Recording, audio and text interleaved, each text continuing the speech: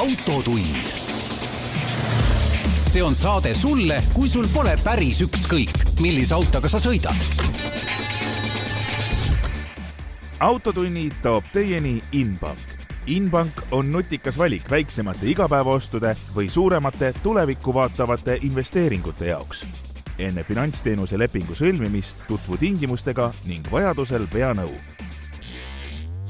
Tere kuulajad, Autotund on tagasi, on rõõmsas meeleolus, soovib ise endale siin õnne, sest et eetrisse on jõudnud 300 autotund. Lõinen on kokku, et kui keskmiselt ühe saate pikkuseks oleks 45 minutit, mis ta valdavalt on, siis kõik need käima panna, siis saate 9,3 ööpäeva järjest kuulata. Erinevad autojutte, et algas see kunagi ju niimoodi, et oli ka Kuku raadios. Kuku raadios enam ei ole, mis on mõnes mõttes tore, sellepärast, et nüüd on meil formaat vaba. Toona olime, ühesõnaga, formaat oli enam-vähem vaba, aga me olime piiratud oma 43 minutiga.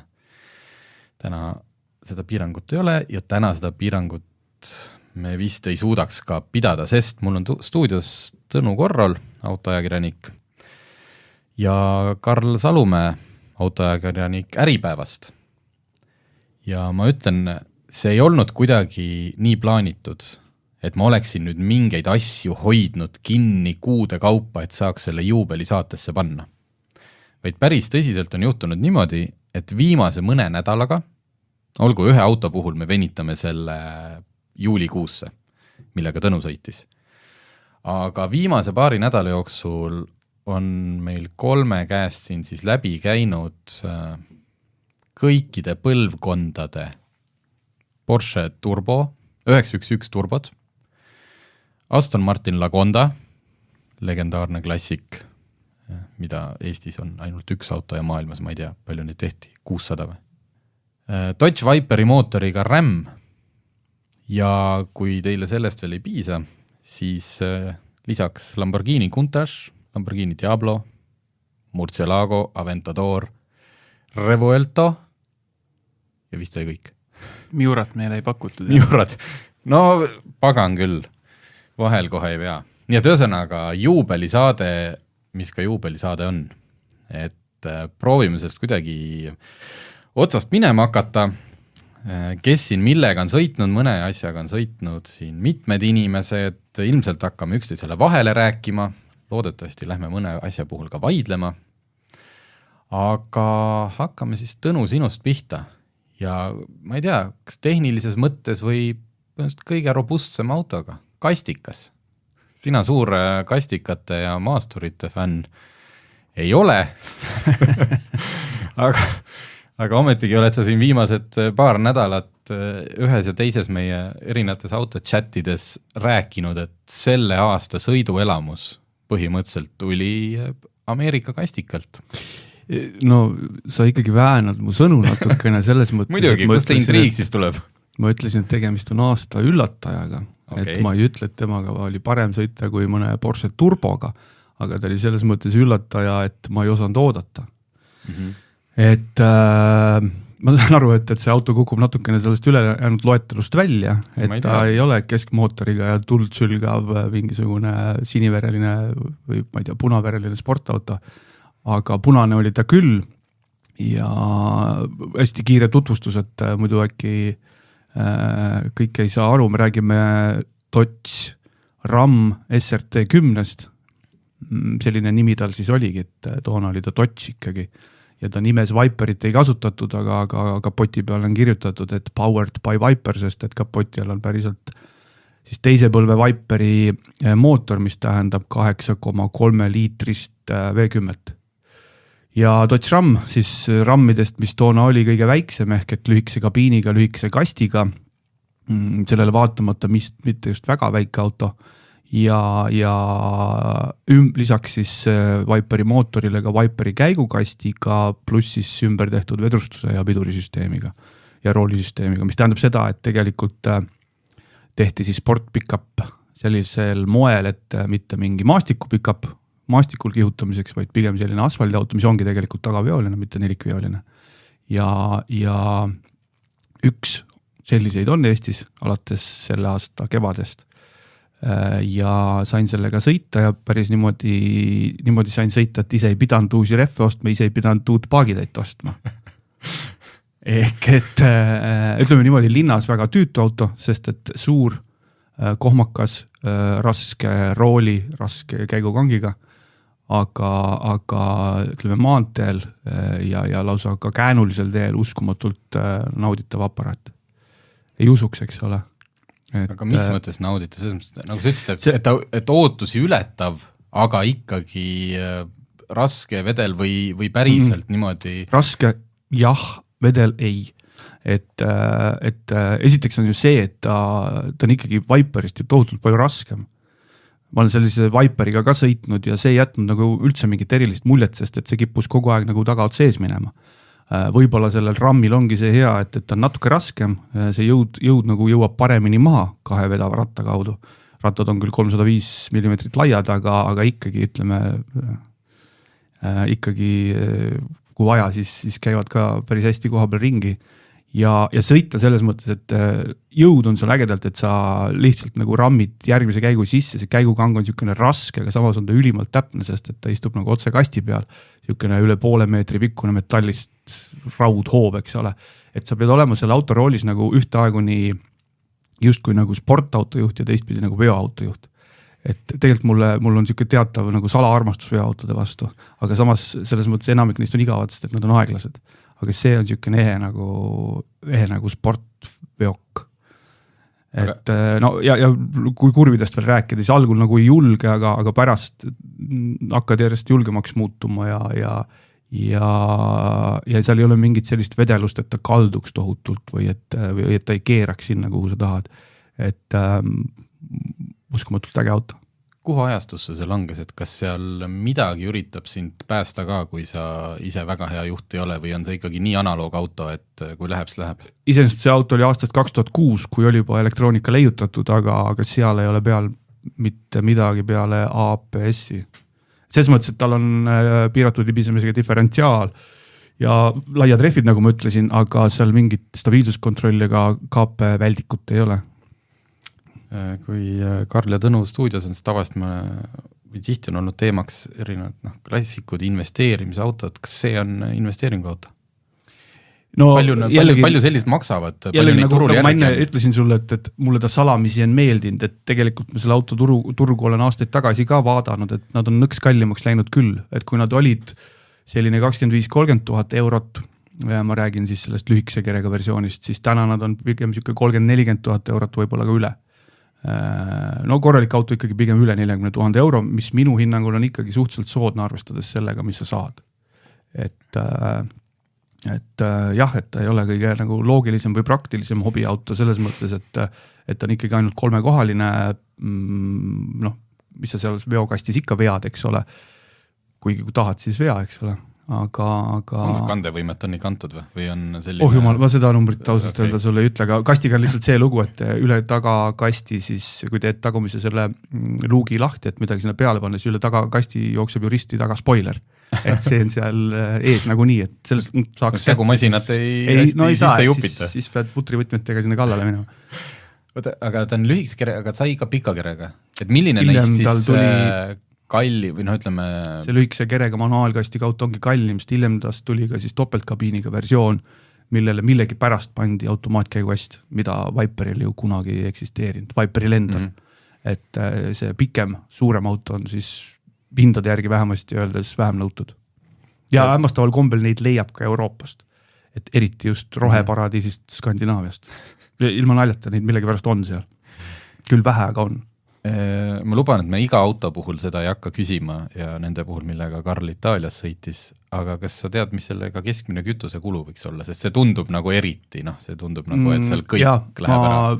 Viimase küsimusena küsisin omaniku käest, sest ma ei osanud seda ise vaadata, aga selgus, et tal ikkagi on pardaarvuti olemas sellel autol ja siis 2 viimase sõidupäeva keskmine oli 24 liitrit sajale.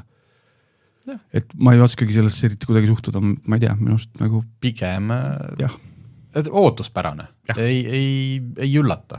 No, mootor on 8,3 liitrini ja tühimas 2,5 tonni. Võimsus? 500 hobujõudu, 370 midagi kilovatti. Nojah, ma ei oska siit midagi.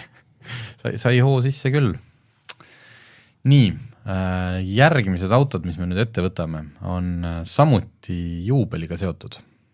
Juubel on siis Porsche turbomudelitel, ehk siis ennekõike siis 911 on silmas peetud, mille esimene versioon, kas ta tuli päris müüki või seda näidati aastal 1974. Meile tehti seal Karliga, me käisime siis nendega sõitmas Rumeenias kuulsal Transfagarashani mäekurul. Tehti meile ettekanne, aga ma nüüd ei mäleta, kas see 74 oli, kui seda näidati. 74 tutvustati ja esimesed autod jõudsid omanikeni 75 kuskil seal varakevadel. Nii, ja Tõnu, olles kõige sellega ilusti kursis, hakkas juba suvel siin või suve lõpus vormistama sellist lugu, peagi ilmumasse Autoleht Ekstrasse, 28. september vist peaks ilmuma, et saada kokku kõik 7 põlvkonda. Sõltub, kuidas lugeda, jah? Jah, turbo 911-sid Eestis. Sul peaaegu see, ma ei tea kuidas, peaaegu see vägitöö sul õnnestus lihtsalt Eestis, kas 993 põlvkonna turbot ei ole või seda ei saanud kätte? See oli hästi motiveeriv, et ma olin nad Eestis kokku saanud ja ära pildistanud ja siis teid kutsuti lihtsalt niisama sõitma, et tulge sõitma, et me anname teile nii mägitee kui ka kõik need paganama põlvkonnad. Kuigi ma saan aru, et te vist kõik ei saanud ikka. Ei, me ei saanud absoluutselt, et meil nüüd ongi 3 peale kokku on meil kõik just, põlvkonnad nüüd sõidetud. Mul Eestis jäi puudu siis, nagu sa ütlesid, 993, et ülejäänud siis, kui Porsche keeles rääkida, 930, 964 olid olemas, 996, 997 olid olemas, 991 ja 992, aga 993 siis Eestis ei saanud, sest et on, aga ei saanud. Okay, selge. aga teie saite selle mäged. Jah, et meil olid siis põhimõtteliselt rõhk oligi 3 vanemal ehk siis õhkjahutusega 911 turbol ja siis kõrval oli toodud sinna ka siis praeguse hetkel nagu kõige viimane 2020. aasta Turbo S 992 põlvkonnast ja nagu nad ise ütlesid, et vahepeal puhata selga, jalga, käsi, siis oli meil kolonnis ka Panamera Turbo e-hybrid uus ja Cayenne Turbo e-hybrid GT paketiga, millest ma arvan, et Porsche ei eelda, et me siin räägiksime ja kirjutaksime, kui kõrval on need turbod. Aga võib-olla natukene ajaloost, et miks Porsche tähistab ühe nagu turbo, see ju turbo kui tehnoloogia ei olnud ju asi, mille Porsche leiutas.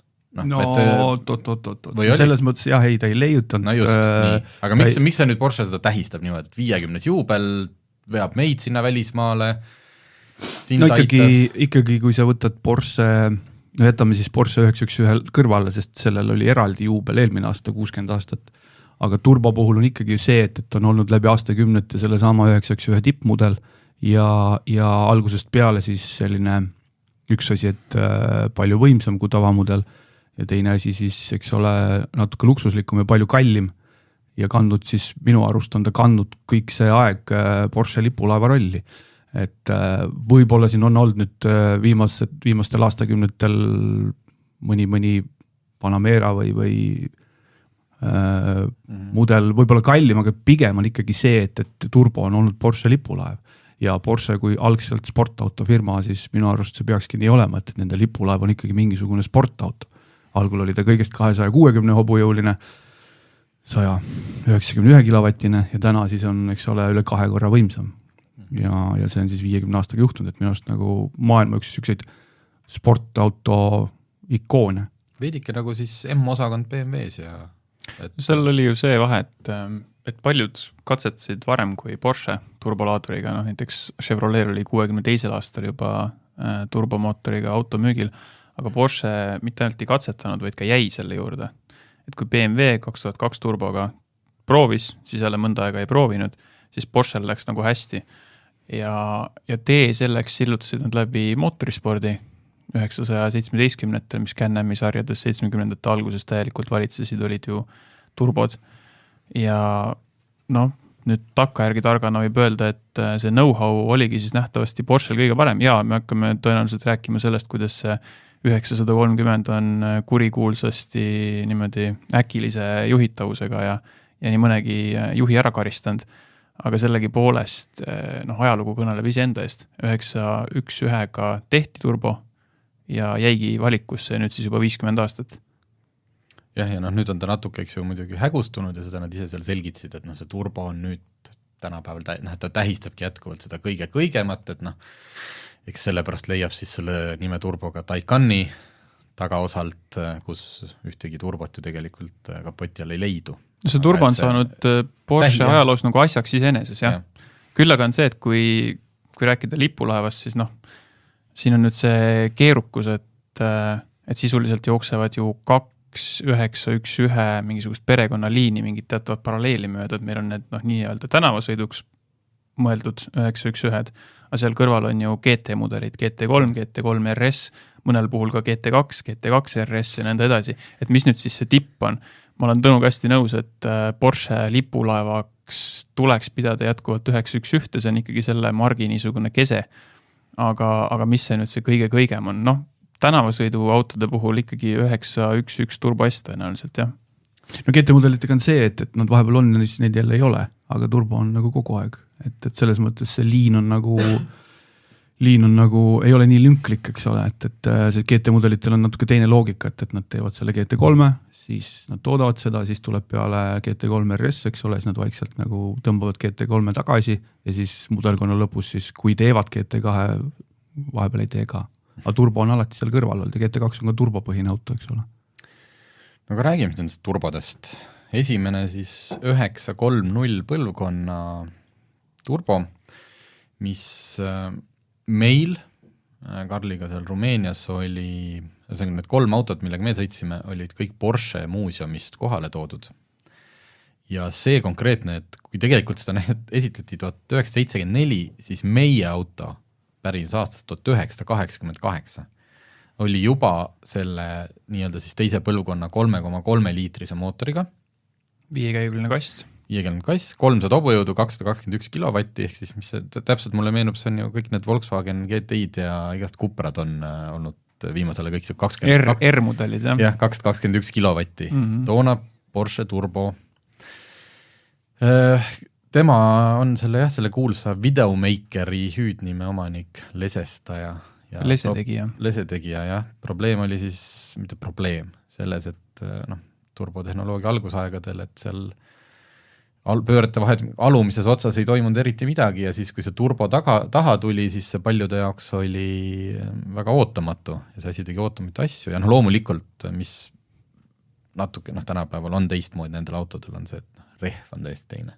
Ilmselt oleks toona olnud Michelin Pilot Sportid all nendel, siis võib-olla neid leski nii palju ei oleks tulnud. Ma arvan, et sa jätad praegu ühe olulise asja ütlemata 911 kaalujaotus, eriti nendel vanadel. Et jõulisandumine on üks, eks ju, hakkavad tagarattad järsku tühja lööma, saba hakkab libisema, aga siis on see probleem, et kui sa siis instinktiivselt jala päris gaasilt tõstad ja peale enam ei kühveldagi, no siis see auto teeb sinuga kurja asju, eks ju. Et see niimoodi kombinatsioonina oli hästi keerukas. Teine asi on ka see, et kui sa oled siis sellel vanal turbol nagu korra juba gaasi lahti lasknud ja peale vajutad, siis on pöörden kukkunud, mitte midagi ei juhtu. Ja siis on ikkagi minek, on ju. Just, et raske on päästa, sest sul ei ole jõudu seal. Ja seda me saime mitte nüüd seda libisemise osa, me vist jõuame sellest rääkida, et mismoodi meil see reis läks seal. Teeme natuke, jah. Aga et seda libisemise osa me ei saanud kogeda, küll aga seda, et kuskil kuni 2000 pöördeni ja natuke sealt üles ei juhtu ikka mitte midagi selle mootoriga. Jah, ja seal on see jama, et kuigi see uuem käigukast, 5-käiguline, see ikkagi see esimene käik oli nii lühikene, et sa sõidad selle ruttu lõpuni ja siis paned selle teise, pöörded kukuvad jälle alla ja siis, et sealt ehitada, see teine käik oli pikk, et ehitada sinna 4000 pöördeni võttis jubedalt aega ja siis me olime jõudnud, me sõitsime kolonnis, me ei saanud seal päris üksi niimoodi kuuma anda ja juba olid seal instruktori autosse sappa jõudnud, enne kui see turbo puhuma hakkas seal käänulistel teedel. Tõnu, kuidas kas sina said 930 nagu rohkem nautida?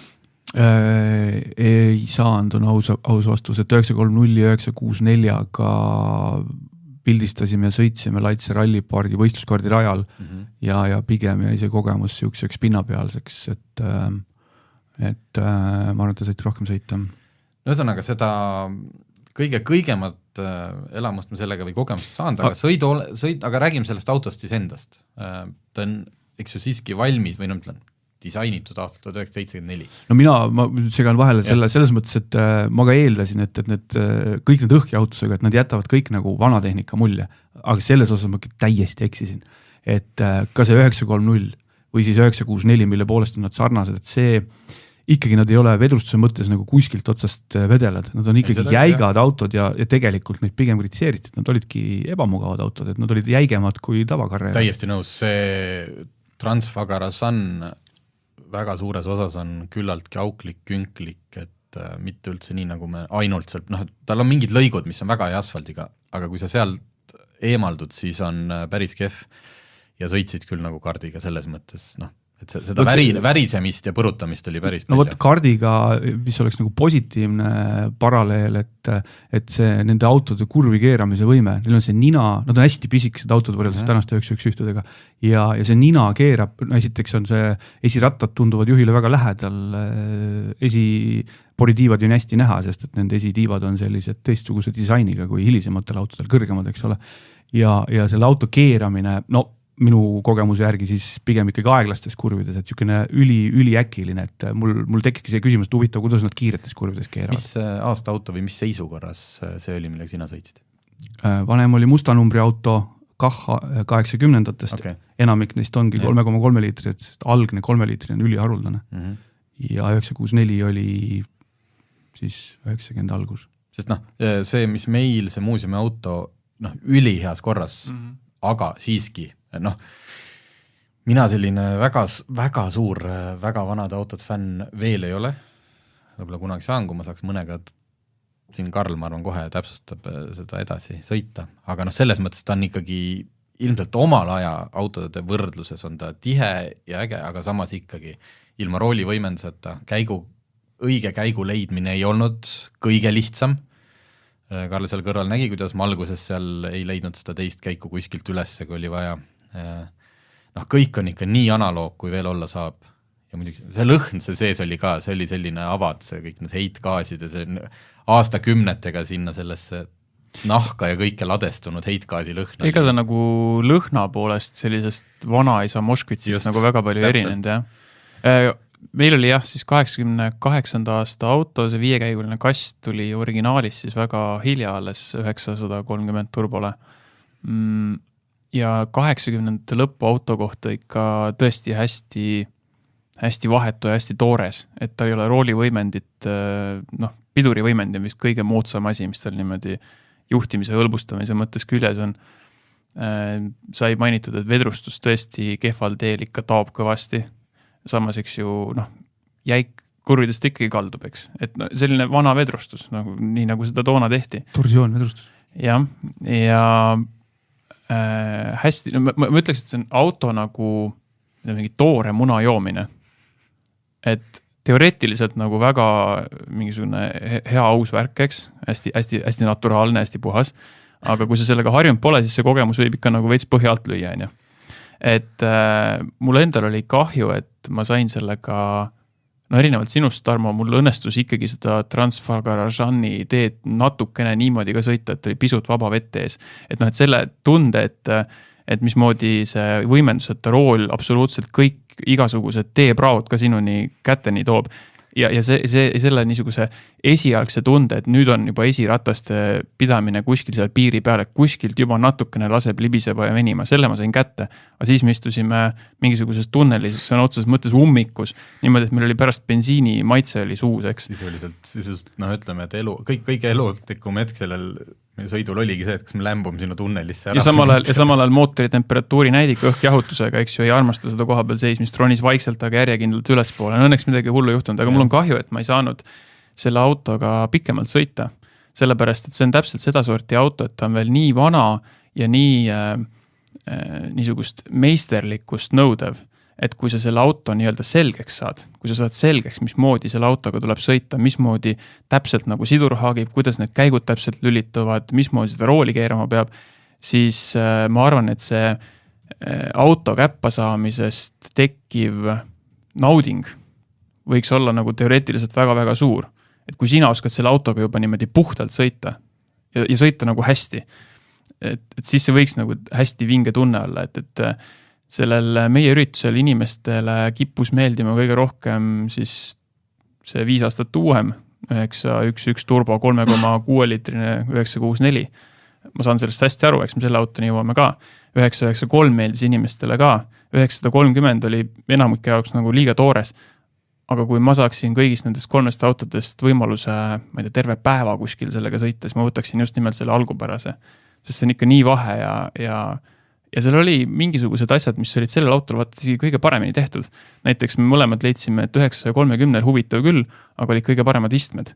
964 istmed eriti olid nagu täiesti lamedad sellega võrreldes. Ja kindlasti oli seal veel midagi, mis niimoodi hoobilt ei meenugi.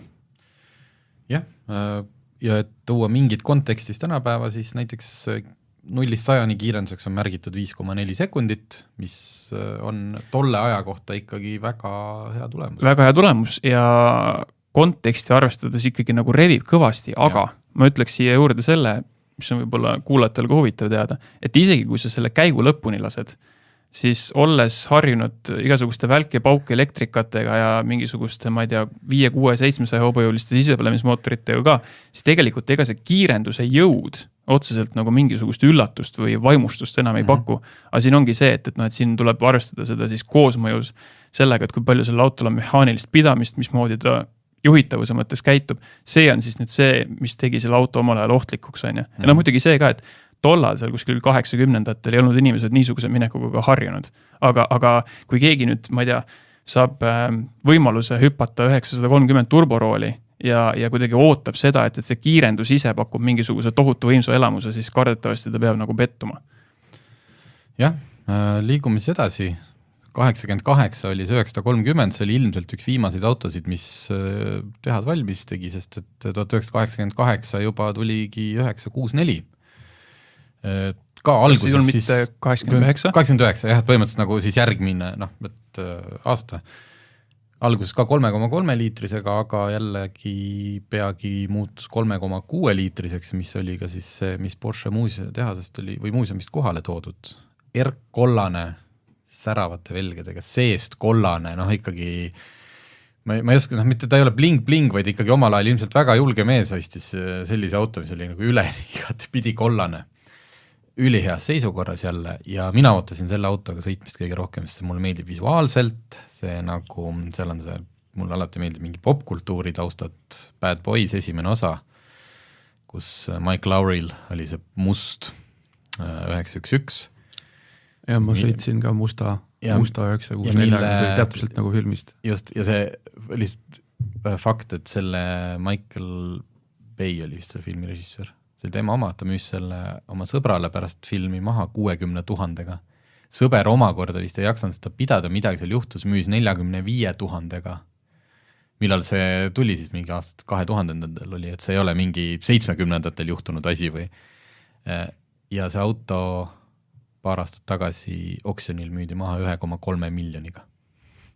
No, 964 ongi palju väärt juba, aga lisaks see filmi taust, et 1,3 miljonit, aga ühesõnaga, mina ootasin selle autoga sõitmist kõige rohkem ja ütlen juba ette ära, et see mulle ka kõige rohkem meeldis, sest et ta juba oli palju uuem, seal oli kohe, see oli tunda, et kõik oli nagu mulle rohkem sobiv, see käigukast oli konkreetsem, rool oli juba võimendiga, said nagu aru, mis seal toimub ja see turbo, kuigi ka ikkagi hakkab tööle seal kuskil 4000 lähedal, siis see käigud ja kõik, et see nagu ja aitas muidugi kaasa ka see, et me olime selleks ajaks lõpuks jõudnud natuke vabamasse vette ja sai paar korda ikkagi vajutatud gaaspõhja ka sirgel.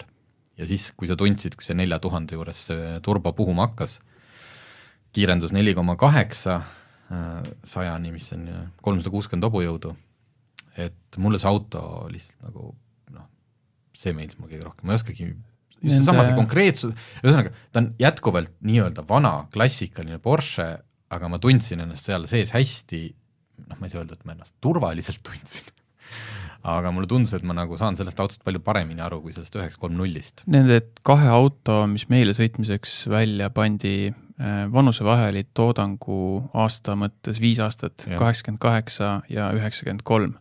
Aga tunne oli nagu neid 2 autot lahutaks mingi 15 aastat. Sest 964 sõidetavus oli hoopis teisest klassist. üks asi oli see roolivõimendus, käigukast oli palju tihedam ja täpsem. Üldse mingil põhjusel nendest 3 klassikutest sellist uue 911 Turbo S-i tihedust, mida see 992 siis nagu evib, 964 kuidagi pakkus kõige rohkem. Mis veel, kõigil nendel autodel on siis pedaalid, mitte rippedaalid, vaid põrandasse ühendatud pedaalid. Eriti siduripedaal on 964 juba oluliselt parema nurgal, ei tekita seda niisugust, sa pead mingi imeliku päkasirutuse tegema 930 sidurit põhja lüües. Haakimispunkt oli ka kuidagi natukene pehmem ja leebem. Ja mis selle auto puhul inimesi võlus, Tarmot nende hulgas, oli siis just nimelt see, et turbomootorite kohta on üldse hästi palju arvamusi. Turbomootorid on halvad, turbomootorid on head, turboviivitus on väga halb, turboviivitus on väga äge. Ja vaat nüüd selle auto puhul oli see, et meil instruktor Toomas Tuplinski, Tuplo 911 on tema Instagrami konto nimi, et vaadake, väga kihvt autokollektsionäär muuhulgas, nimetas seda 964 turbot Iveco turboks, sest ta on suur, ta rakendub väga hilja ja ta rakendub väga jõuliselt, 4000 pealt paneb. Ja see oli nüüd siis see draama, mida tänapäeval enam turbomootorid ei paku. Tänapäeval hakkavad turbomootorid üsna niimoodi jõuliselt vedama ja tundub siis, et vähemasti tänases kontekstis see niisugune hilisem ja jõuga rakenduv turbo pakub seda eristumist, seda niisugust teistsugust sõiduelamust. No seda, mida sa otsima lähed, et kui sa oled seda kõike kuulnud, sa oled seda aastakümneid lugenud, näinud pilti seda autodest ja siis sa lähed ja sa saadki seda. Ja see oligi nagu kõige mõnusam selle juures. Kas ma sellega igapäevaselt, kas ma läheks sellega kuskil, loomulikult, ma ei tea, selle konkreetse auto hinnaks Toomas ütles, eks ju, 380 000, et tõenäoliselt ma ei läheks audrusse sellega mitte kunagi, aga kas ma läheks sellega kuskile, ma ei tea, harateedele või ma ei tea, pigem ei läheks. Aga niimoodi kellegi teise oma pool tundi kräunutada, see oli ikka elamus. Ma ütleks, et 930-ga võrreldes ikkagi seda 964 julgeb ikka oluliselt rohkem pigistada küll. Võib-olla kui 930 ka väga hästi käppa saada, aga see ikkagi mõjub igat pidi niisuguse vanamoodsa autona, vanamoodsana sellises heas tähenduses, millega tahaks pigem nagu puhtalt sõita, kui kiiresti sõita. 964 oli selles mõttes oluliselt moodsam ja mina küll sain mööda üpris igavaid teid sellega sõita, üsna sirged teed olid. Aga tundus kuidagi hallatavam, jah. No tõele auandes tegelikult, kui võtta see 964 ja nüüd hüpata korraks 993, siis eks tegelikult on ju tänaseks ju kollektsionääri esemed, et küllap neid ka käima pannakse vahepeal, aga just 964 ja 993 on teistest kõvasti kallimad. See on seda lihtsalt põhjusel, et nad on palju arvulasemad. Sest 930 hinnaks öeldi meile seal 180. Et 930 tehti ju 15 aastat ja ligi 20 000 tükki, aga 964 ja 993 sündisid teistsuguses majanduses, eks ole. 90. majandus ei olnud väga roosiline. Neid tehti tegelikult väga vähe. 1500 oli, emmal kummal oli 1500? Ei, võib-olla S-mudelit, aga neid tehti kumbaga 5-6 000 ainult. Okay. Ja tegelikult tootmisaeg oli ka lühem ja neid on vähem järel seetõttu ja nad on nagu, ütleme niimoodi, selles mõttes kõrgelt hinnatud. No siin tuleb silmas pidada ka seda, et oli vist 93 Porsche jaoks ärilises mõttes see absoluutne madalpunkt, kus firma oli sisuliselt pankrotistumise äärel. Autod olid tol hetkel ikka niisugused moraalselt vananenud. Kvaliteet oli kuuldavasti ka alla käinud, vähemasti nii olen ma lugenud ja siis tehti ka ja müüdi ka autosid vähem. Et selle kohta meile muuhulgas märgiti seal sellel esitlusel ka, et 964 3,6 mootoriga ei olnud mõeldud piiratud tootmisarvuga mudeliks, aga lihtsalt nii kukkus välja, sest muud asjaolud olid sellised, nagu nad olid. Sul mõni märkus 964 kohta, sest varsti saab Tõnu rohkem rääkida, sest meil saavad Porsche otsa karduda. Ei, ma ei tea, meil läheb iga auto peale veerand tundiga, aga see test, mis mina kokku panin, et seal autoomanikud ja kes seal testil osalesid, meil väike seltskond, 964 puhtalt seda välisdisaini tundub, et hinnati kõige kõrgemalt. Et seal on kuidagi olemas see mingis osas siis vanade Porschede see klassika, püstine tuuleklaas ja püstised tuled, samas see tohutult laiaks venitatud puusad ja suur fikseeritud tagatiib, et no seesama, mis sa rääkisid sellest Bad Boysi filmist, eks ole, et kõik meie vanust poisid mäletavad seda, et puhtalt nagu disaini mõttes, et see on see auto, mille sa võidki osta lihtsalt vaatamiseks, et sa ei sõidagi, sa lihtsalt vaatad seda autot. Nii, 993, meile oli kohale toodud sinna see 98. aasta Turbo S ja veel mingi eriti kalli versioonina. Toomas ütles, et 20 või 25 autot on sellist toodetud, see oli keraamiline võidusõidusidur. GT2, 993 GT2 pool keraamiline sidur, mille oli julgelt 70% tühikäiku põhimõtteliselt, sidur võttis hästi ülevalt.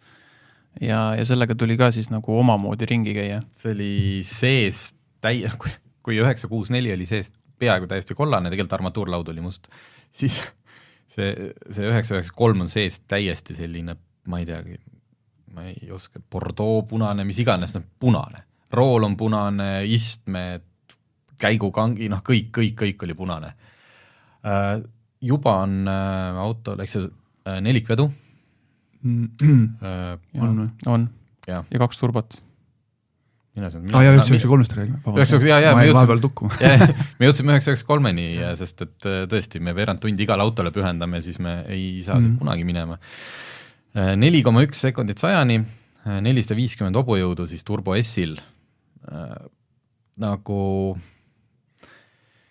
ma ei tea, minul oli selle autoga, veidral kombel oli ta justkui, ma ei saa öelda, et vedelam või vähem nagu siuke tihke või kuidagi nagu palju igavam kui see 964, loomulikult kiire, see on see, et kuna seal on see väike turbo ees, mis juba võtab su loo üles, et sa ei pea ootama enam seda 4000 pööret, kõik toimub rutem, aga võib-olla see ongi, ma võtaks lihtsalt kokku, et see oli maru tänapäevane kogemus juba, et ta nagu ei üllatanud nii väga ja samas ta ei olnud veel seal, kus on see 992 Turbo S, mis meil oli ka seal kogu aeg sõitmiseks, pärast ma sain lõpus sellega veel, mis on täiesti ju teisest maailmast auto. Te olete mõlemad sellega sõitnud.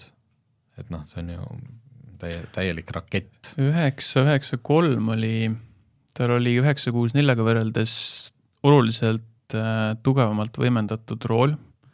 Ma arvan, et see niisugune vähem tunnetus, enne sai mainitud, et 964 mõjus nagu kõige tihedamalt ja selles mõttes 992-le vaatad kõige sarnasemalt. 993-l seda rooli tunnetust nii vahetult ei olnud, eks ma usun, et siin mängib oma osa just nelikvee olemasolu ka. Käigukast oli ka, ütleme sellist libedalt lülituvate käikude hõlpsust oli 993-s, mis 964-s oli pigem selline, see kang liikus niimoodi tihedalt.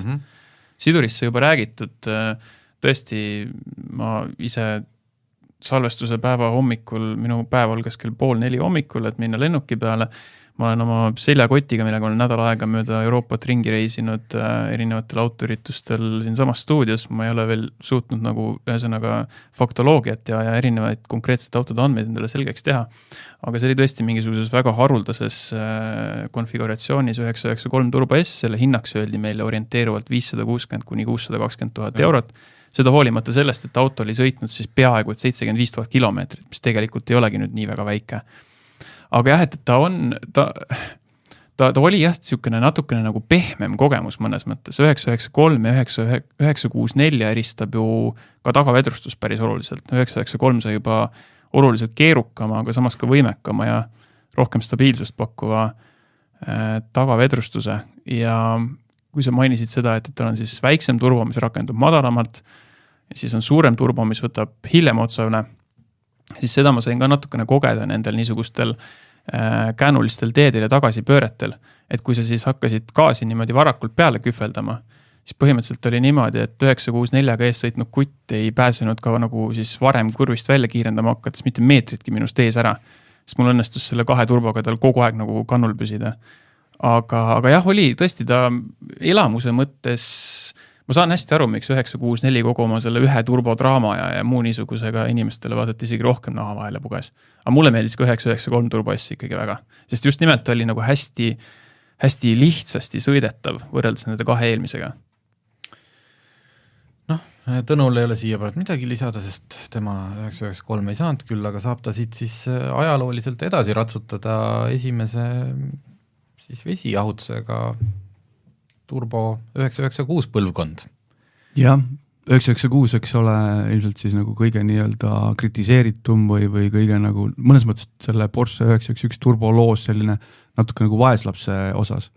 Kas tehnilise ja võimekse või ainult nende munasilmade mõttes? No vot just, et minu arust nagu ebaõiglaselt, et ilmselgelt on ta selle rea nagu ka kõige odavam auto. Hetkel veel? Ja vot just hetkel. Mis hinnaga sa saad?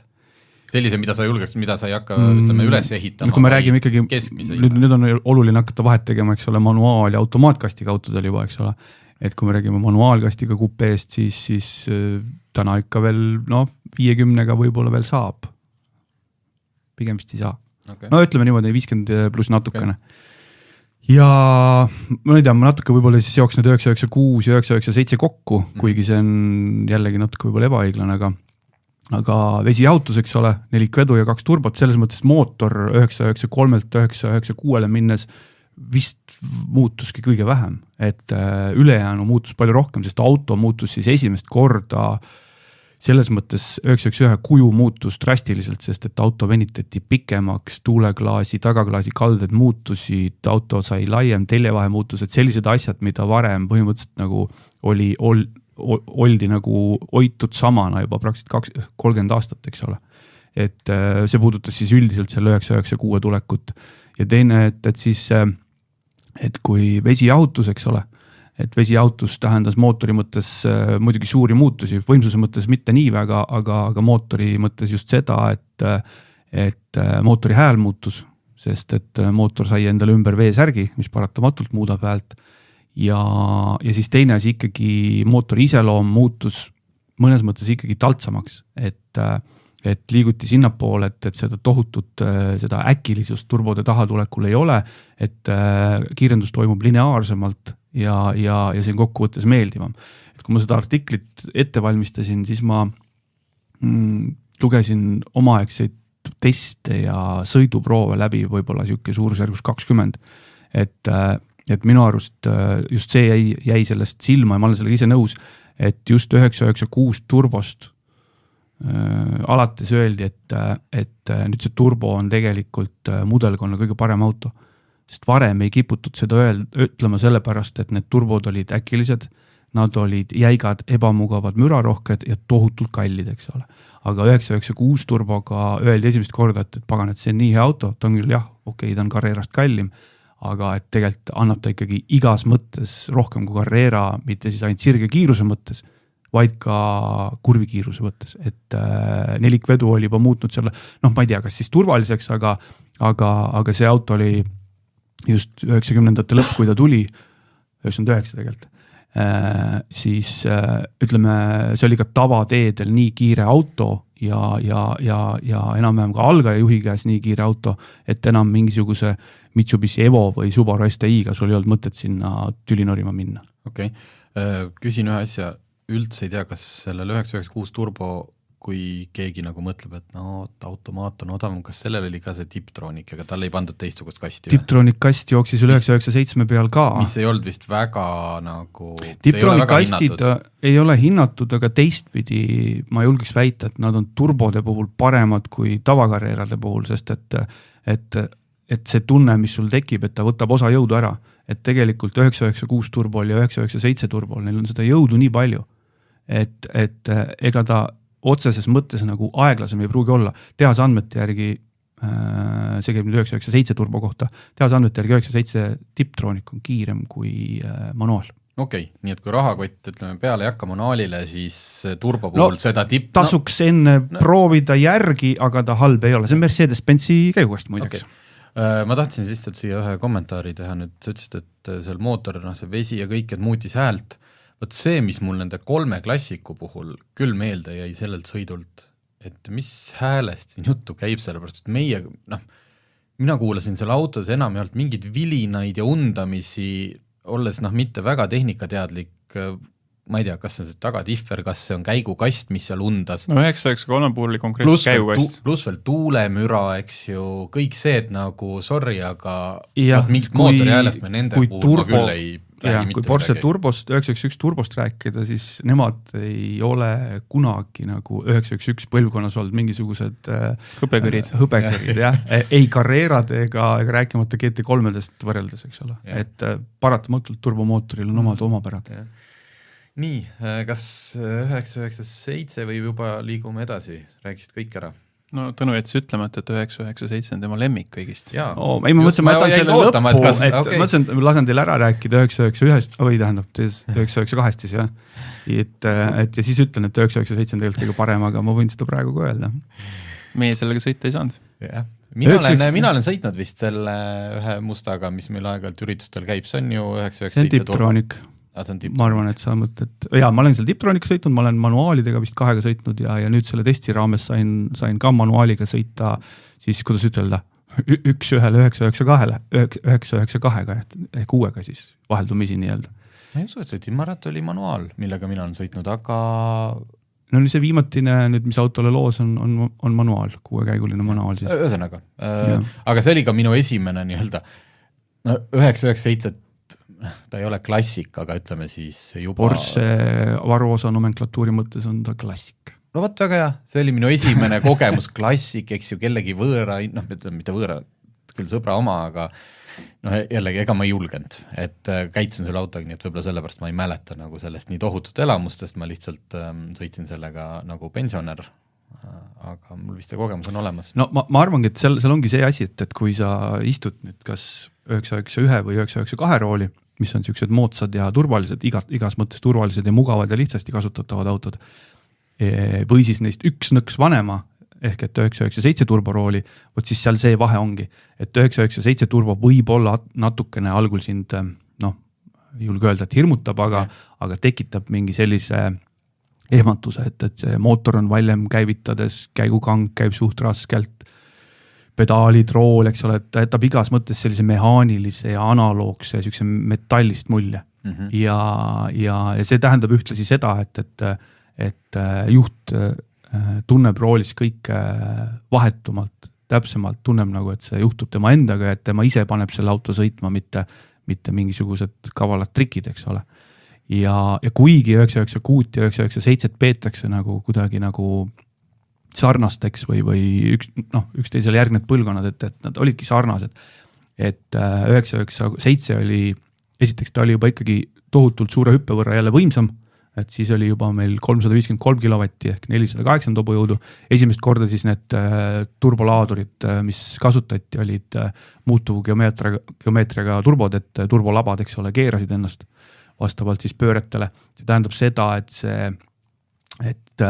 siin seda pauku, turbopauku, et nüüd tuleb taha, et seda nagu ei ole, aga ongi selline tunne nagu lineaarsest kiiruse kasvust, 2000 pööret, 4000 pööret, 6000 pööret järjest nagu võimsus ja kiirus kasvab niimoodi hästi mõnusa lineaarsusega, et just selle 997 mootorit on võrreldud, et ta on justkui vabalt hingav 7-liitrine mootor, et kuigi ta on 3,6 biturbo, eks ole. Ja see on siis, eks ole, sirge kiirus, aga mulle just meeldis see, kuidas see auto kurvides sõidab, et ta on, muidugi ta on natuke jäigem ja ebamugavam kui uuemad autod, samas on ta isegi Eesti sükestel kehvadel käänulistel kõrvalteedel tegelikult väga pädeva vedrustusega tavarežiimis siis. Ja rehvimüra on muidugi suurem kui moodsatel autodel ja võib-olla ta on seest natuke kitsam kui need moodsamad, eks ole, need on juba sellised praktilisust puudutavad asjad, aga minu arust puhtalt sellise sportauto skaalal on 997 nendest kõigist kõige parem. Mina ei ole 997 turboga sõitnud, aga mul on väga lihtne uskuda kõike seda, mis Tõnu räägib, sellepärast, et mul on juba pikemat aega niisugune tugev kahtlus, et kunagi tulevikus hakatakse nullindate autosid siis heldimusega meenutama, sellepärast, et me oleme Tõnuga sellest kunagi varem niimoodi arutlenud ka selle üle, et nullindatel olid veel olemata mitmed suundumused, mis sellise eheda, mõnusa sõiduelamuse mõttes ei olnud võib-olla üldse mitte need kõige paremad. Üks asi on see, mida Tõnu juba mainis, et suurus, see tähendab ühtlasi automassi. Autode massid hakkasid kasvama. Mootorite seda downsizingut ei olnud veel juhtunud. 911 turbode puhul muidugi seda väga polegi juhtunud. Aga nagu siiski 991 oli esimene 911 põlvkond, mis sai juba elektriliselt võimendatud rooli, kõik sellised asjad. Et selles mõttes mingi nurgalt vaadatuna võibki olla väga vabalt, et see nullindate aeg oli siis selline magus koht, kus siis said omavahel jube hästi kokku selline, ikkagi suhteliselt tänapäevane ja moodne turvalisus, juhitavuse karakteristika ja muu niisugune asi, ka igapäevane kasutatavus ja mugavus. Ja samas siis selline veel üpris analoog sõiduelamus ja niisugune sõidukogemus. Ma vaatan seda aega, mis tiksub halastamatult, me veel ei ole, ütleme, saadet lõpetamas, aga ma siiski Tõnu, et proovikseks 9.1 ja 9.2 kuidagi nüüd kiiremini läbi kapata. Kas seal on midagi, mida... Et kas need kaks autot on erinevad või? Jah, et kas on midagi, mida nüüd tahaksid välja tuua just nende kahe puhul? No 9 läheb ikkagi lappama varsti need numbrid. On tänaseks ju 10 aastat vana mudel, rohkem juba, eks ole. Et võiks arvata jällegi, et 10 aastat, et mis asja. Et tegelikult ta sõidab ju täitsa moodsa, või mis täitsa moodsa, ta sõidabki nagu paremini kui enamik uusi autosid muidugi, isegi ütleme tavaliste sõiduomaduste mõtles, ma ütlen mugavus või müra, aga samas see kiirus on seal suhteliselt nagu sürreaalne juba. See auto, kui me siin massist räägime, siis minu arust see turbo puhul see mass siiamaani ei ole väga suur probleem, sest et see auto keerab ikka uskumatult.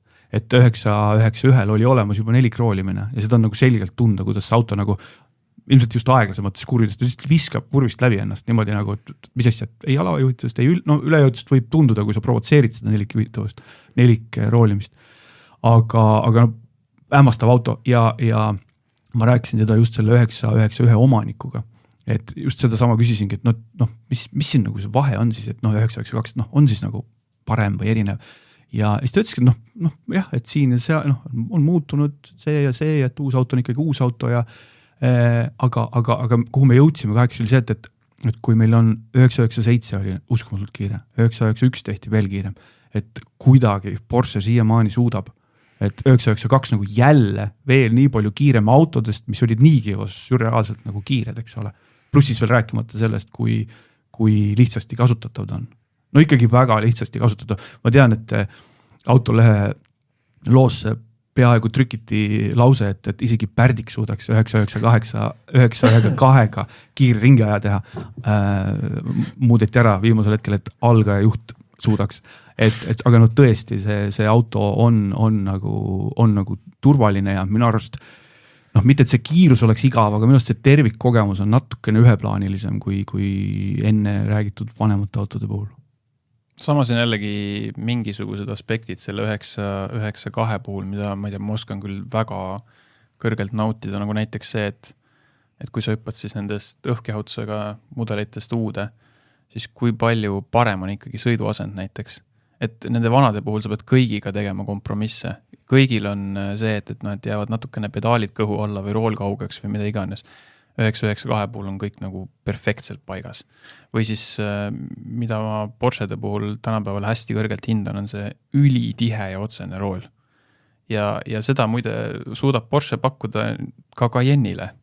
Õigemini nüüd see uus Cayenne on pisut natukene Audi Q7 roolitunnetuse mõttes, eelmine oli minu meelest parem, oluliselt parem, aga nagu siiski, et kõik see niisugune Porschelik ülimalt niisugune paika loksutatus selle uue mudeli puhul, mind ikkagi jätkuvalt võlub. Jah, ta on elamusena hoopis teistsugune kui need vanad, ongi loogiline, eks. Aga ma ei tea, siis kui me seal kahekesi koos sõitsime, siis mina ikka pobisesin, et kuramus 992 on ikka nii hea auto. Oli. Mina sain sellega selle meie sõidupäeva lõpetada, sest jäi hea mälestus, aga nüüd tõesti kappame edasi, lihtsalt räägime põgusalt ära, et me olime ju ometi kuulsalt Transfagarasani teel Rumeeniast tuntud 2009. aasta Top Geari saatest, kus nemad oma Rumeenia sõitu tegid, lõpetasid selle samal teel, kuulus Ceausescu poolt ka 74. aastal avatud, sellepärast see üritus seal toimus, ka see tee sai 50. juubel, ei olnud üldse mõeldud üldse see tee alguses inimestele, vaid see oli militaartee vastuseks Nõukogude Liidu tungimisele Tšehhoslovakkiasse 68. siis Ceausescu tahtis sellist saatust Rumeeniale ennetada ja siis, et vägesid saaks kiiresti üle mägede ja märkamatult siis hakati ehitama teed. Ehitati seda siis 70–74. Muidugi seal inimelude hinnaga ja nii nagu diktatuuris käib. Tänaseks on see möödanik, aga meie tõmbasime selles mõttes Karliga lühikese kõrre, et meie sõidupäev sattus pühapäevale. Mindi küll hommikul vara minema, hommikul sai veel natukene kuskil lõunani, sai enam-vähem veel sõita, aga see, mis toimus seal pärast lõunal, on ikkagi juba täielik horror. See kogus ja tegemist ei ole, sest need inimesed ilmselt kõik teavad nii-öelda sõidunautijatega, ehk siis mingid ei olnud seal sportautosid, vaid turistid, matkajad, ratturid, kes tuleb puhkuselt, kes tahab ühele poole mäge, kes tahab teisele poole mäge, eks ju, mis iganes põhjusel. Et kui me tulime mäest alla tagasi siis oma hotelli suunas, siis me ei saanud Porschesid nautida, aga me liikusime, välja arvatud see tunnel, kus me seisime ja peaaegu ära surime. Aga see, mis toimus nagu vastas suunas, see oli kilomeetrite kaupa või kilomeetrite pikkune lihtsalt venimine, saba ja ma ei tea, kas need inimesed sellel päeval koju üldse said, kui meie sealt mäest alla sõitsime. Täiesti ebareaalne. Nii et jah, see tee kvaliteet mingitel lõikudel väga hea, mingitel väga halb, sellist sõidu nautimist nagu Top Gear tegi, peate aru saama, et need mehed panid ju selle tee kinni selleks ajaks, milleks Porsche väga rikka firma siiski ei saa 10 päevaks Transfagarasani kinni panna omale. Ja see tee on üldse muuseas ainult juunist kuni mingi oktoobrini või olenevalt millal lumi maha tuleb lahti. Et ta on umbes 7 kuud aastas üldse kinni. Meil öeldi 5 kuud, aga kliima soojenemise tõttu see aeg muud kui venib pikemaks ja pikemaks, et talviti see on lihtsalt nii libe, et seal ei õnnestu sõita. Jah, mul õnnestus Itaalias sellel reisil, millest nüüd hakkame kõvarsti rääkima, kohtuda ühe Rumeenia ajakirjaniku või autotegelasega, kellega ma olen varemgi mõnel üritusel kokku puutunud, rääksin talle ka oma kogemusest. Tema ütleski täpselt seda, et pühapäev, okei, siis teil lihtsalt oli ebaõnne, et see on kõige halvem päev. Ta ütles muidugi seda, et august oleks olnud veel palju hullem. Aga mis ta rääkis, oli see, et kui ma nüüd ei eksi, siis vist 2 nädalat enne seda meie üritust oli Rumeenia Porsche klubi tähistanud oma sünnipäeva ja oli pannud selle tee kinni. Ja sinna oli 114 autot kokku tulnud. Ilmselt siis mitte ainult Rumeeniast, ma nüüd pead ei anna siin kohal. Aga et nemad olid siis niimoodi jaokaupa laskunud autosid peale ja oli nagu väga tore jälle olnud. Aga see on, et väga võib-olla maailma parim tee sõitmiseks, kui see kinni panna. Et see on võib-olla umbes sama hea väide, et keskmise palgaga saaks väga-väga rikkalikult elada, kui ise ei peaks toidu ja elamise kulude ja mingi sükse asja eest maksma. Et sel kujul, mis meie seal sõita saime või nägime, ega seal sõidu nautimisest midagi välja ei tulnud. Õnneks oli see, et Porsche ei olnud kõiki panuseid ühele kaardile teinud, sõitsime seal mujal ka niimoodi lähiümbruse ringi. Ja seal siis oli isegi kohati, et lausa tore või nii. Tõesõnaga minge pigem, sest vaated on hunnitud, kõik on väga ilus, lihtsalt ärge minge sellega, et ma sõidan nüüd Eestist oma mõnusa mingi hot hatchi või sportautoga Rumeeniasse ja lähen sõidan seda.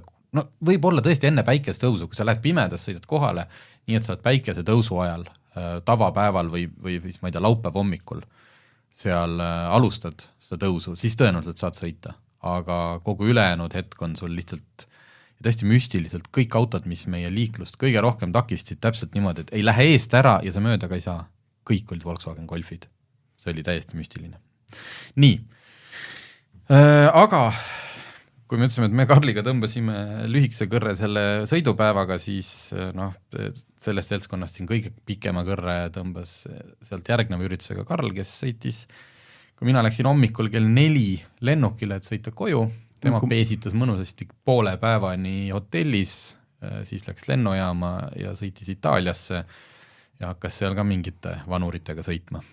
Et ma ei tea, meil on umbes vähem kui pool tundi.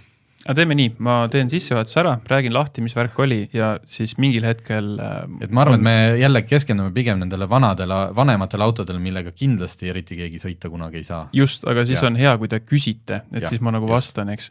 Aga põhimõtteliselt, jah, ma olen õnnelik inimene, et mulle nagu tõesti pakuti siis 1-2 Eesti ajakirjanikele mõeldud kohas sellel Rumeenia üritusel ja ma sain siis eestlastest ainsana osaleda Itaalias, Bolognas, Emilia-Romagna piirkonnas, kuulsas mootoritoru piirkonnas peetud Lamborghini üritusel, mis siis ennekõike või jah, olen natukene, missuguse gruppi sa seal sattusid ka, aga meil oli vähemasti niimoodi, et me sõitsime kõigepealt Revueltodega.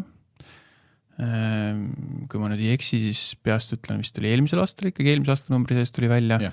Lamborghini uus lipulaev, eks ju, see V12 superauto mudeliseeria jätkaja siis ja siis olid, nagu ennist sai mainitud ka, kõik varasemadki V12 mudelipõlvkonnad välja arvatud Miura, mis hinna poolest on tänapäeval vähem auto ja rohkem nagu mõni väike riik või midagi niisugust.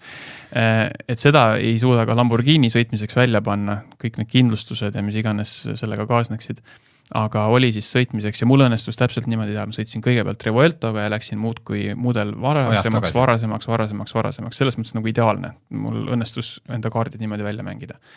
Aga siis oli jah, seal sõitmiseks veel siis Aventador SVJ, ehk siis kõige tiirasem Aventador aastast, kui ma nüüd ei eksi, siis see konkreetne auto oli vist 2018, nii et jätkuvalt päris uus auto, mõjus ka igatpidi uuena. Siis sealt tagasi minnes oli Lamborghini Murcielago LP650-4 Roadster, ehk siis selle Lamborghini pikaajalise esimese V12 mootori kõige niisugune lõpuversioon.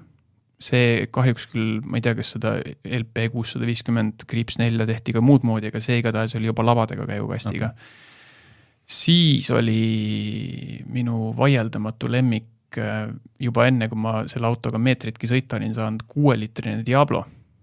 Kui ma nüüd ei eksi, siis kõige viimane Diablo, mis üldse on tehtud. See siis kuulub Lamborghinile endale aastast 2001. See on siis see Diablo, kus juba öeldavasti on teatavaid Audi mõjusid tunda. Mis ei ole vist halb asi? Või on? No, kas seda peetakse nagu oleks, ma tõnusin ükspäev meid haris, et see 6-liitrine Diablo on kindlasti kõige kallim, mis nagu kõige hinnatum nii-öelda rahalises ja auto mõttes. Aga miks? Kas sellepärast, et ta on haruldane või sellepärast, et ta on nendest kõige parem nagu?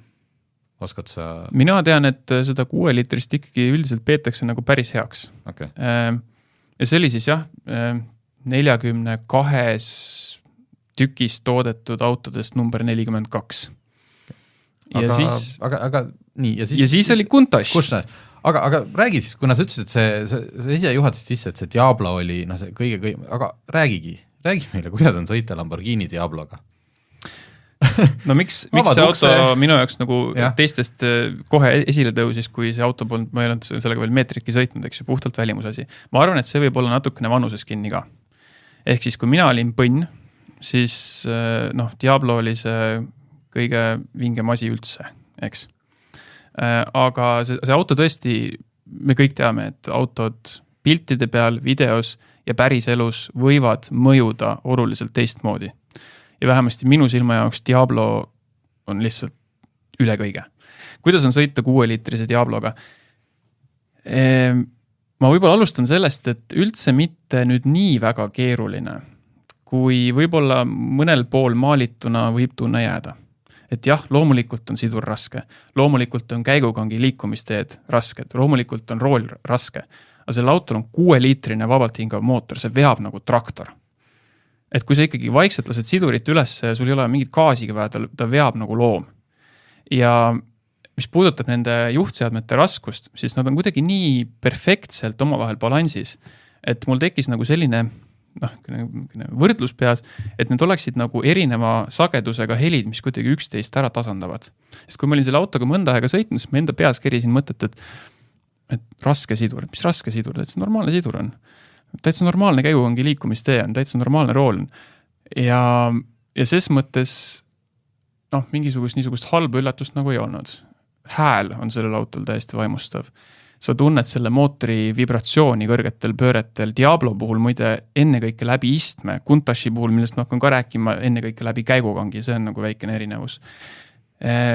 Iste asendab muidugi täiesti itaalaslikult metsas. Jalad kronksus kõhu all, rool, vähe sellest, mingi imeliku nurga all on, mul tundub, et ta oli ka viltu peal, mitte siis nagu viltu peal selles tähenduses, et sõidad otse auto, rool vaatab kuhugi poole, aga ta Nagu kesksentrist välja või nagu keegi väänanud nagu seda. Kõõrdis nagu natukene, jah. Aga see käiguvahetus näiteks, käiguvahetus on kaheosaline. Näiteks kui sa vahetad 3. 4. siis esimene faas on see, kui ta tuleb 3. käigust klõpse välja ja teine faas on see, kui see läheb klõps 4. Kui sa paned sinna rohkem jõudu taha, siis see asi käib lihtsalt omavahel nagu kiiremini, klõpp. Aga see mehaaniline tunne, täpselt samamoodi rooli puhul, see on, mul ei ole ka aega olnud väga nagu settida seda, aga see kõik kokku oli midagi nii visceraalset, midagi nii kuidagi nagu endasse haaravat, et kui ma näiteks Murcielago puhul, Murcielago oli minu jaoks pisuke pettumus, sellepärast, et tulles uuematelt autodelt järsku mõjus rool kuidagi väga aeglase ülekandega olevat, järsku oli piduripedaal kuidagi imelikult eba. Ja mingisugused asjad olid seal veel, käigukastid polnud nagu tegelikult kõige hullem arvestades auto vanust ka, aga kuivõrd Diablo lihtsalt haarab sind sellesse juhtimise protsessi igasuguste meeltega nii palju, siis Diablol ei olnud parem isteasend, tal oli halvem isteasend kui Murcielagost. Diablol ei olnud paremad pidurid, tal olid vähemalt sama kehvad. See auto muide ei ole ka kerejäikuse mõttes midagi erilist, et kui sa nagu kuskile Munakivi tänavale satud, nagu mina sellega sattusin, siis ta ikka nagu nagiseb ja ragiseb ja kõike sihukest asja. Aga see ei loe lihtsalt. Sellepärast, et see elamus on lihtsalt kuidagi nii endasse haarav. Kuidas sa sellega sõita said? Mõtleme Porsche üritusele selline saksa kord, ikkagi Toomas hoidis seal ees seda tempot, liiklust, ei lastud meil tegelikult ju teha ühtegi lollust, kuidas itaallased asja olid korraldatud, et said ikkagi sõita või? Sai rohkem sõita, jah, et selles mõttes oli küll seda niisugust itaallaslikku riskijulgust natukene rohkem. Ma pärast korraldajatele, kui nad ise küsisid, et kas midagi võiks teistmoodi teha ka, ma ütlesin, et kui midagi, teil on väga hästi korraldatud üritus, aga et äkki võiks nagu lasta uuemate autodega nagu lõbusamalt sõita. Sest ma olen käinud ka ühel Huracani sõiduüritusel, kus ma sõitsin Huracan Technica, siis ühesõnaga pidurid nagu piduripedaali pehmeks. Diabloga, tegelikult... Kas sõitsite kolonnis või sõitsite üksi või kuidas see käis? Me sõitsime niimoodi kolonnis, et klassikud sõitsid omaette kolonnis, klassikute hulka siis loeti ka Aventador ja Revueltad sõitsid omaette. Mõlemal puhul oli siis ees Lamborghini Urus, siis sellise profitasemel võidusõitjaga, aga ütleme niimoodi, et seda niisugust uljust, muide klassikute ees sõitnud autojuht oli julgem. See oli ka niisugune tüüpiline 50+ Itaalia mees, hästi päevitunud, käed siuksed tatuveeringuid täis, tegi ühe suitsu teise järgi ja ta siis nagu julges niimoodi rohkem sõita ka. Aga Diabloga ma sain sõita niimoodi, et ma sain kiirust proovida ikkagi, ma sain natukene selle mõned käigud lõpuni lasta ja nii edasi, aga ega ma nüüd mingisugust väga kiiret sõitu sellega teha ei saanud. Kuntashiga sain kiiremini sõita. Küll aga ma lihtsalt tahan rääkida, mul oli niisugune lõbus moment Diabloga, et sõitsin ma täitsa arvestatava kiirusega ja näen mina peeglist, et tuleb üks päevi näinud Fiat Croma ront mulle järgi. Roolis on selline keskealine Itaalia mees, kes ühe käega hoiab rooli pealtpoolt kinni, teisega hoiab telefoni, filmib ja ühesõnaga, et hoidis ennast nagu hammastega kinni. Ja pärast pani mööda ka, siis ma nägin, kui mõlkist auto küljed on. Nii et, et mingisugust niisugust itaallaslikku elu ja olu selle ürituse käigus ikkagi nägi.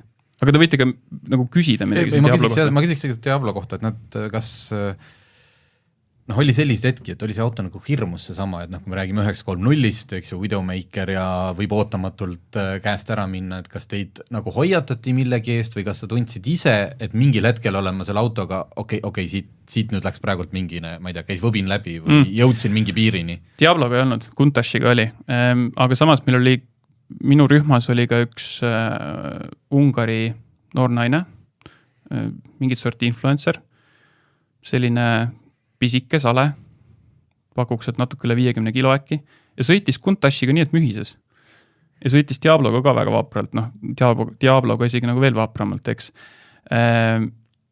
Et jah, sellepärast ma ütlesingi alguses, et tegelikult ei ole Diabloga sõitmine nii keeruline, nii hirmus, nii pelutav kogemus, kui võib-olla nagu kuskilt loetuna ja kuuldana võib mulje jääda. Aga Kuntash oli teistsugune värk. Meid on kuidagi nagu ära hirmutatud, et kõik need omaaegsed superautod, et kui sealt eluga tagasi tuled, siis oled ikkagi kangelane või mingi sõidukunn. Ja selles mõttes, et olla selge, siis ma ikkagi vajutasin Diabloga lapatsid põhja, eks ju. Et jah, kurvides me sõitsime seal kolonnis suhteliselt ettevaatlikult, aga täiesti sõidetav auto. Huvitav, mis siis selle Top Geari Patty McInnesil juhtus, et tema selle Diabloga hakkama tal läks katki natuke, ei, aga tegelikult Diablo kohta ikkagi peab seda ütlema, et enne rääkisime sellest Audi seosest, et siis ta Lamborghini oli Audi firma, Diablost ju tehti mingisugune 5 facelifti vähemalt 12 aasta jooksul, et tegelikult see algusotsa Diablo, mitte et võib olla teistsugune, vaid ma arvan, et ikkagi päris ongi hoopis teistsugune auto veel. Mitte ainult siis selles mõttes, kui palju ta hirmutab, aga ma arvan, et seal võib olla neid nii-öelda lahtisi otsi veel rohkem, mis meenutavad just seda Countach'i, mida sa proovisid. Okei, ja nüüd Countach. No minu selline, ma saan aru, ma kriiskaks rõõmus, kui ma saaks Diabloga sõita, aga ikkagi selline, ma ütlen, üks sarvik on minu jaoks ikkagi see Countach, sest et nii, räägi. Ma nüüd ei mäleta, kas seda sai mainitud või mitte, ma igaks juks kordan üle, et see siis oli nüüd, kui Diablo oli kõige viimane toodetud Diablo, siis Countach oli ka kõige viimane Countach, mis toodeti.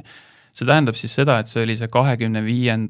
aastapäeva juubelimudel, mille kohta Tõnugi ütleb, et kuramus küll ikka rikkusid selle välimuse ära autol. Ja ta ei ole jah kõige ilus. Tuleb nõustuda. Mina tunnistan, et ma ei tea, kas ma nüüd päris selle Periskoopo koolkonnast olen, et nii purist, et võt see kõige esimene, aga suur tiip peaks taga olema. Just, suur tiip peaks olema, aga mingi hetkel lõpus läks lappama küll. No Countachist, kui Diablost oli 5 veistlit, siis Countachist oli vähemalt 6.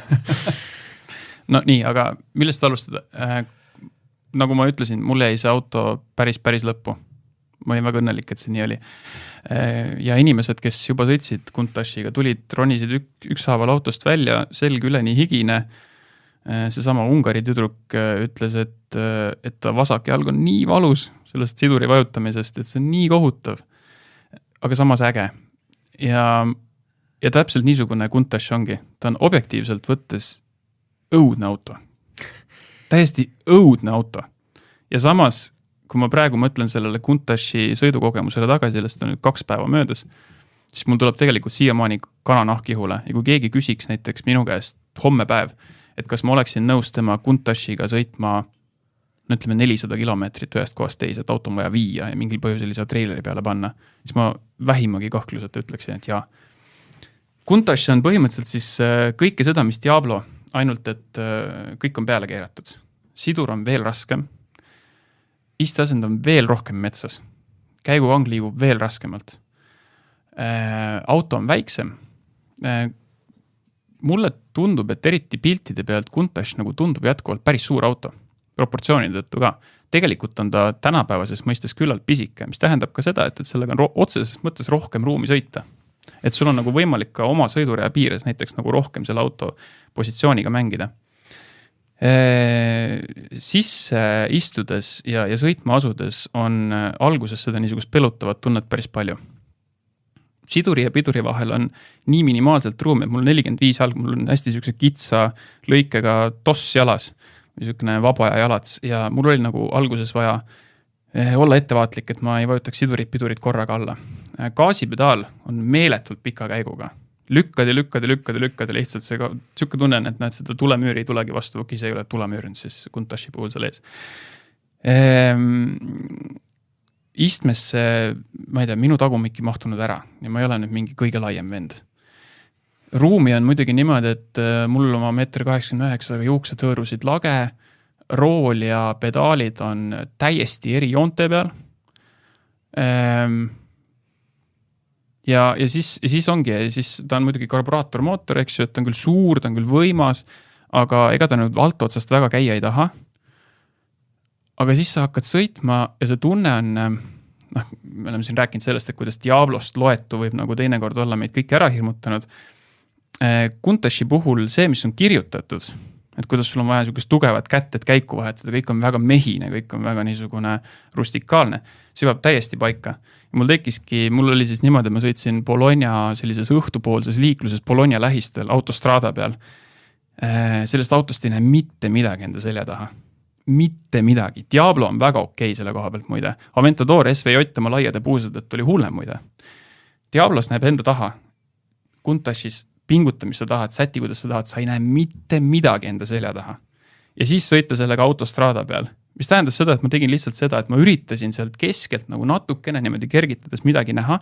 Kui ma nägin enda taga sõitmas Diablot, mis siis oli seal kolonnis meil viimane, mina olin eelviimane, siis ma otsustasin, et hästi, ma panen suuna sisse, seda autot lastakse vahele, vajadusel vahetan käiguga alla ja lihtsalt lähen. Selle konkreetsel autol olid täiesti olematud pidurid. Täiesti olematud pidurid.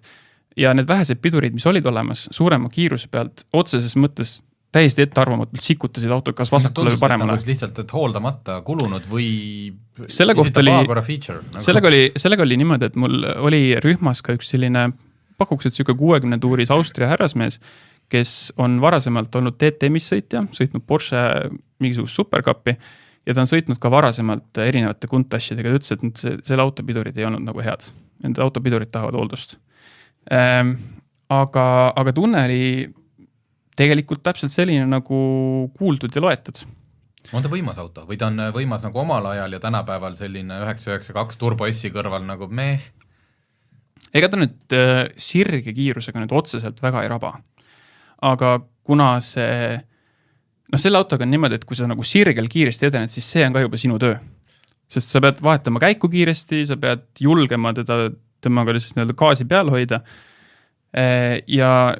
ja otseses mõttes tekibki siuke tunne, et ma olen nüüd Valentino Balboni, maailmakuulus ja pikaaegne Lamborghini testisõite pärast Bob Wallace'it, eks ju. Ja tekibki siuke tunne, et kuigi ma ei ole kunagi eriti suitsu teinud, siis selle autoroolis võiks nagu pläru ambusse panna, siis raiuda seda käiku veel sisse, eks ju. Et täpselt selline tunne tekibki. Ja selles mõttes see sõit seal Bologna lähistel õhtuses piirkonnas oli üpris maagiline, sest me sõitsime päris kiiresti. Et seal ees läks siis see Urus, mis kuidagi päeva lõpetuseks tahtis meile vist natukene lõbusamat sõitu teha. Seal järel läks Aventador SVJ ja siis oli mina oma Countach'iga ja kui nad läks ikka kurvilise tee peale, siis ma otsustasin, et ma jään neist maha lihtsalt. Muide, Countach'is on, jällegi see nagu kõneleb selle autoloojate niisugustest eelistest või eelistustest, et Countach on, ma olen sõitnud, ma ei tea, 100 erinevate autodega tõesti. See on kõige lihtsamini kannagaasitatav auto, millega ma sõitnud olen. Pedaalid ongi täpselt niimoodi asetatud. Et tühja sellest, et sa enda selja taha ei näe, aga vaata selle eest nagu mehed hoolitsesid, et ühesõnaga kannagaasi läks väga lihtne anda. Ja siis, kui me seal põrutasime üles mäkke mööda kurvilist teed, siis see nägigi välja niimoodi, et esimene lõpuni, jõuga teine sisse, siis jälle pidurdad, kannagaasitad, esimese käigu sisse ja siis niimoodi põrutasid seal. Nii et see oli tõeliselt vägev elamus ja ma ei tea, ägena. See on ikka niisugune asi, et see oli selles mõttes minu jaoks võib-olla natukene niisugune elumuutev, et kuna ma ei ole varem selliste autode nagu Countach'i rooli taha pääsenud, siis ma ei osanud neist ka nagu unistada. Aga nüüd, kuskil minu unistuste garaažis, küll mitte nii-öelda hea autona, aga teistsuguse autona ja vahest harva sõidetava autona ma raudselt tahaksin Countach'i. Ja nüüd ma tahaksin tegelikult proovida, ma ei tea, et kuidas on Ferrari F40, kuidas on Ferrari F50, kuidas on, ma ei tea, mingisugused vanad Maseratid, Merak, Bora, mida iganes, kuidas on Iso Griffo. Et ses mõttes see on niisugune meeldejääv asi. Pigem vist on, ei oska küsidagi midagi. Vaatan, olen niisugune loll kellakägu siin, aga me veel ei lõpeta. Sest et ma reklaamisin saate alguses ühe auto veel välja ja meil on selleks tegelikult aega. Ja kui Karl sõitis ühega minu nagu absoluutest lemmikutest, mida ma tahaks oma garaaži isegi ilma selleta, et ma sellega veel sõitnud oleks, siis teine täielik veidrik ja tõesti, mul on 2 last, kellest kumbki õnneks ei ole minu sellist autohuvi pärinud, aga mingid välgatused neil käivad ja täiesti minust sõltumata mu vanem laps mingi hetk, et nad olid sõprad ja kõik arutanud, milline lemmikauto ja tema lemmikauto on Aston Martin Lagonda ja küsis, kas ma olen sellega sõitnud. See oli mingi paar aastat tagasi. Kus ta selle üles leidis, miks, ma ei tea, ma olen uhke, isa süda hõiskas sees ja nüüd see suvi jõudis või kevadel teilt juba nähti, suvel Tõnu sai selle kontakti, kutsus Youngtimer Campile, on Eestis üks Aston Martin Lagonda. No räägi sellest. Ma ei saanud tulla sinna kohale.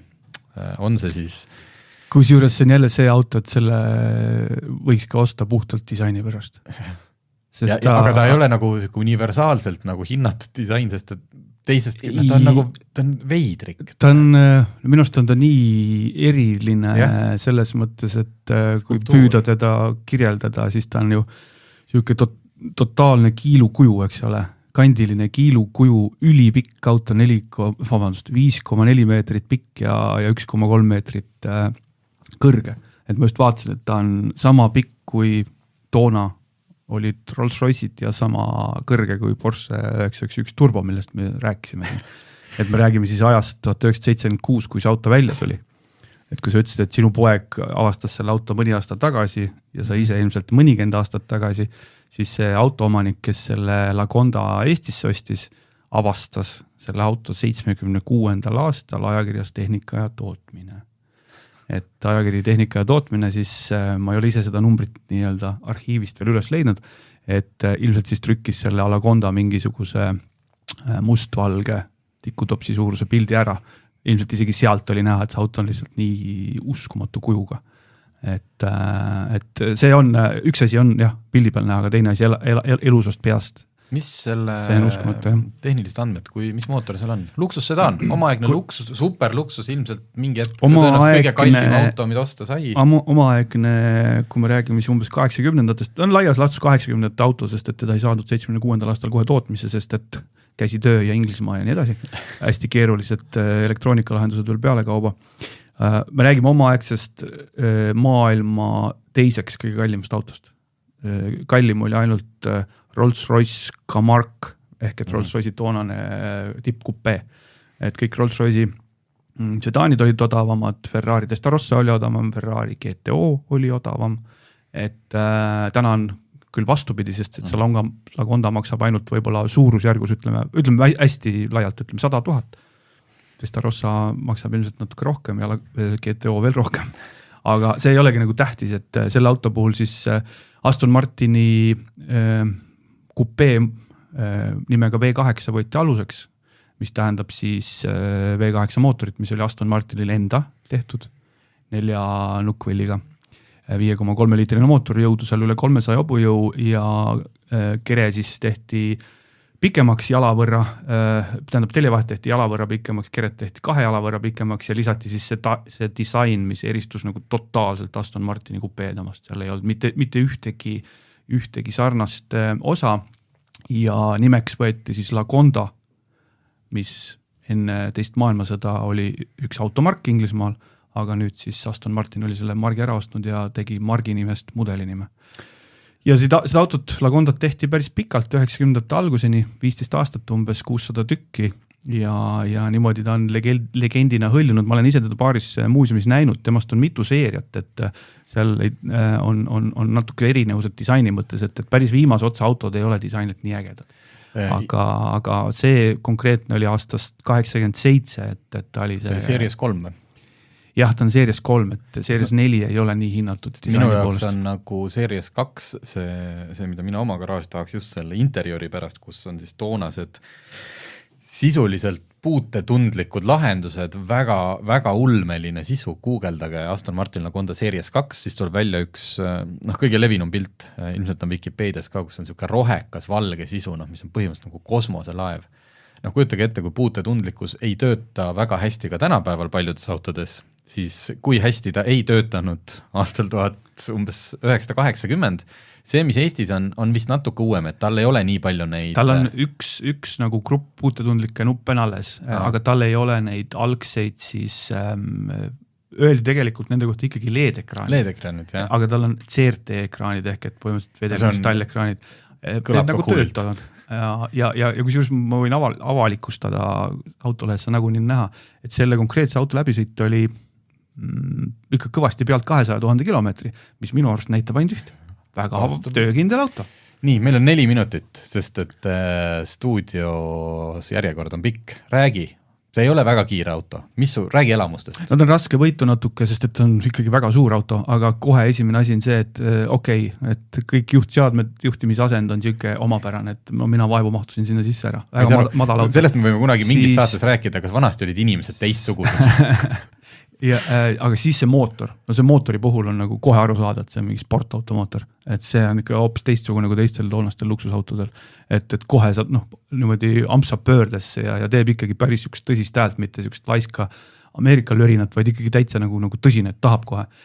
Ja tegelikult ikkagi ta kiirendab, seal on 3-käiguline automaatkast, tundub, eks ole, siuke nadi, aga samas jõudu on ikkagi päris palju ja kiirendab küll ja ma sain ka nagu ütleme kurve võtta, et eks ta muidugi kaldub üksjagu kurvides, see on selge, aga ütleme, mul endal 80 aastat S-klass sama auto siis küll, ma ei tea, 10 korda uue on odavam, kaldub palju rohkem kurvides, nii et minu arust sportlikuks ma Lagondat ei nimetaks, aga samas ikka täiesti sõidetav auto ja selle Lagonda pidurid olid täitsa uskumatud. Et kui sa ütlesid siin Kuntas oli peaaegu ilma piduriteta, siis selle Lagonda pidurid olid nagu ühelt firmalt, kes on Le Mansis võistelnud ja võitnud, et nagu teaks midagi piduritest. Okei, luksusautona? No vaata luksus, jah, üsnagi vaikne, üsnagi pehme ja tegelikult kui rõhutatakse seda sisemust, et kõik need ekraanid ja puutetundlikkus, tegelikult ülejäänud mõttes on ta klassikaline Briti luksusauto, ilus, hästi ilus nahk, hästi ilus puit, hästi paksud põrandavaibad, et see on seal kõik tegelikult olemas, hästi sükene mõnus. Lihtsalt tagaistval on suht kitsas, arvestades, et auto on 5,4 meetrit pikk. Okei, tänase saate läbiv teema oli umbes, see on see Never Meet Your Heroes ja põhimõtteliselt, kui ma nüüd kokku võtan, siis ainuke hero, millega me poleks võib-olla pidanud kohtuma, oli see Transfagara Sun ja kõik ülejäänu, millega me siin täna oleme sõitnud, ei valmistanud pettumust. Kuntes oli täiesti kohutav auto, palun andke veel. Väga hea. Selline sai 300 autotund. Nüüd on 100 saadet aega, et me kõik saaksime veel sarnaseid, või siis ma ei tea, kust siit edasi, küllap ikka on kuhugi minna. Tõnu siit viimasel ajal leiab kogu aeg midagi Eestist. Et ma arvan, et me saame selliseid saateid veel teha. Suur tänu, et te siin oma vabast ajast siin õhtul olid nõus tähistama tulema ja kohtume jälle. Autotunni toob teieni Inbank. Inbank on nutikas valik väiksemate igapäevaostude või suuremate tulevikku vaatavate investeeringute jaoks. Enne finantsteenuse lepingu sõlmimist tutvu tingimustega ning vajadusel pea nõu.